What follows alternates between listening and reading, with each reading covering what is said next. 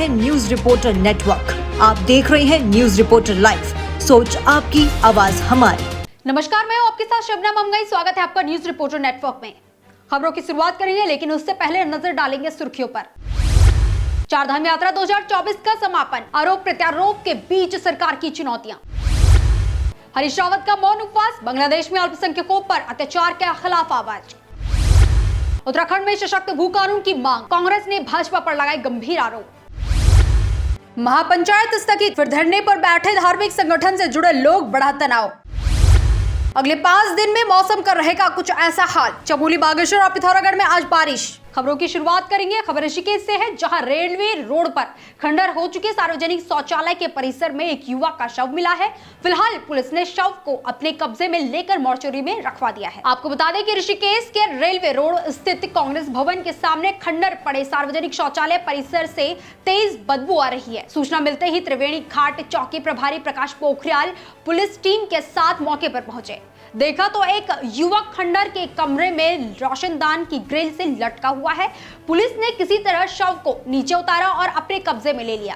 तलाशी लेने के बाद कपड़ों से एक आईडी बरामद हुई, जिसके आधार पर मृतक की पहचान की गई। चौकी प्रभारी प्रकाश पोखरियाल ने बताया कि मृतक पिछले 3 दिनों से लापता था और उसके परिजन उसकी तलाश कर रहे थे, लेकिन इसकी सूचना परिजनों ने पुलिस को नहीं दी। हैरान करने वाली बात यह है कि यह शव 3 दिन पुराना है। अंदाजा लगाया जा रहा है कि मृतक ने खुदकुशी की है। देवभूमि उत्तराखंड में प्रसिद्ध चारधाम यात्रा अब संपन्न होने की ओर है। गंगोत्री, यमुनोत्री, केदारनाथ धाम के कपाट बंद होने के साथ ही चारधाम यात्रा 2024 के समापन की शुरुआत हो गई है। वहीं चारधाम यात्रा पर राज्य में आरोप प्रत्यारोप का दौर भी शुरू हो गया है।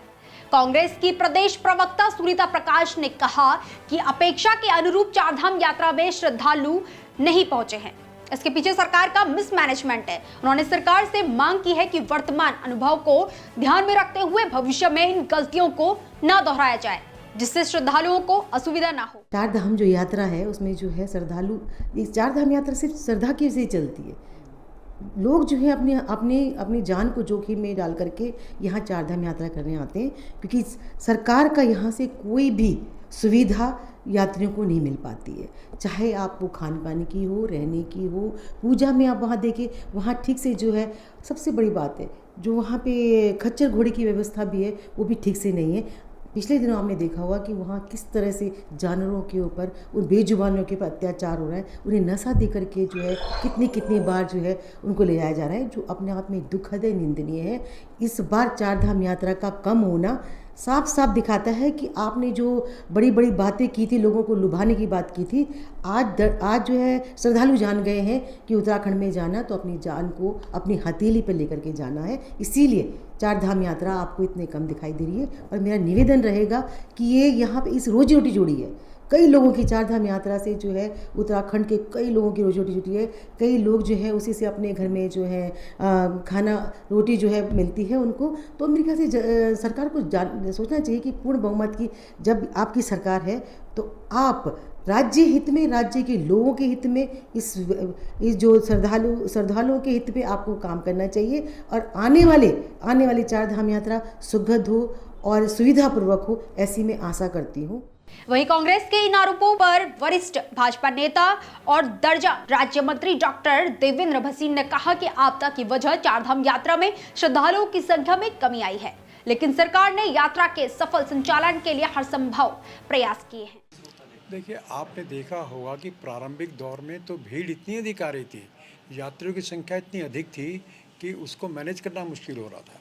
लंबे लंबे जाम लग रहे थे। इसीलिए बार बार जो कहा जाता था कि हम सीमा के अंदर आएँ और अपना पंजीकरण करके आएँ, और जैसी स्थितियाँ सामान्य हुई हैं तो तत्काल जो है उसको बढ़ाया गया पंजीकरणों को भी।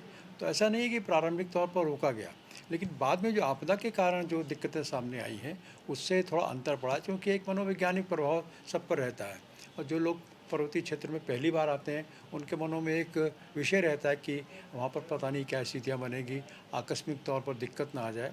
तो ये एक अपने आप में कारण रहा है।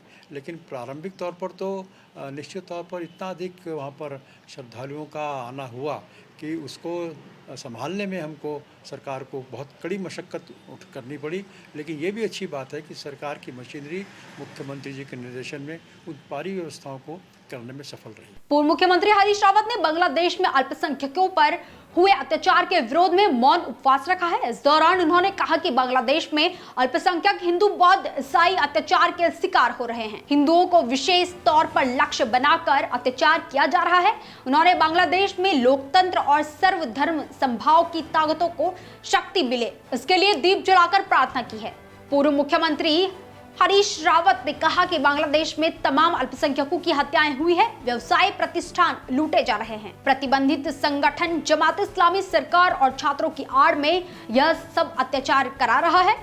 पूरे बांग्लादेश में हिंदू, अल्पसंख्यकों और राजनीतिक विरोधियों में भय का वातावरण पैदा किया जा रहा है। वहीं उत्तराखंड में सशक्त भू कानून की मांग लंबे समय से चल रही है, लेकिन राज्यों में अभी तक सशक्त भू कानून सरकार नहीं ला पाई है। इसी को लेकर उत्तराखंड कांग्रेस के वरिष्ठ उपाध्यक्ष सूर्यकांत धस्माना ने राज्य सरकार को एनडी तिवारी सरकार में लागू किए गए भू कानून की याद दिलाई है। धस्माना ने मीडिया से बात करते हुए कहा कि राज्य में सशक्त भू कानून को राज्य सरकार लागू कराना नहीं चाहती।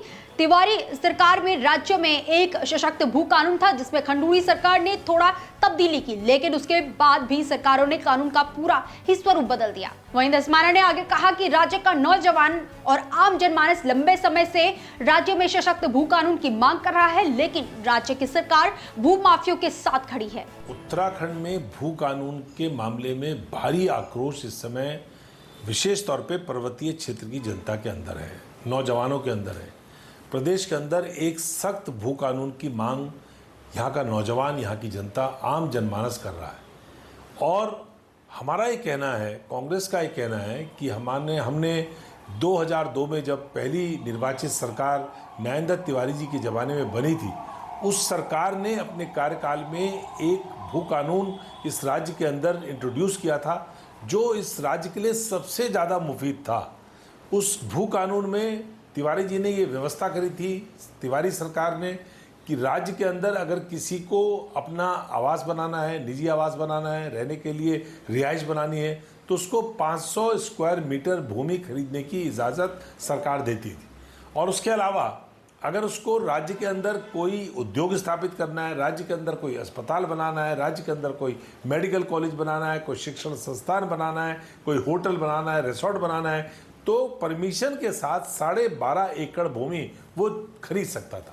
लेकिन उसमें शर्त ये थी कि जो भूमि जिस प्रयोजन के लिए खरीदी जाएगी उसी में इस्तेमाल होगी, अन्यथा उसको राज्य की सरकार में निहित कर दिया जाएगा। उसका एक सर्टेन टाइम फ्रेम भी फिक्स किया गया था कि आप जमीन खरीदने के बाद उस निश्चित समय सीमा में उसका उपयोग कर लेंगे, वरना वो भूमि राज्य की सरकार में निहित हो जाएगी। अल्मोड़ा के मारचूला के पास यात्रियों से भारी 42 सीटर बस अनियंत्रित होकर खाई में गिरी। बस में काफी संख्या में यात्री सवार थे। गाड़ी से कुछ लोग चटक कर नीचे गिरे, जिन्होंने शोर मचाकर स्थानीय लोगों को इकट्ठा किया। वहीं शोर सुनकर लोगों ने सूचना तुरंत पुलिस को दी। मौके पर तैनात नैनीताल पुलिस टीम घटना स्थल पर पहुंची। वहीं एसएसपी अल्मोड़ा और एसडीआरएफ भी मौके पर रवाना हुए। फिलहाल खास खबरों में इतना ही। देखते रहे न्यूज रिपोर्टर नेटवर्क। धन्यवाद। अगर आप हमारे चैनल पे नए हैं तो चैनल को सब्सक्राइब करें और साथ ही बेल आइकन को प्रेस करें, ताकि उत्तराखंड की कोई भी अपडेट मिस ना हो पाए।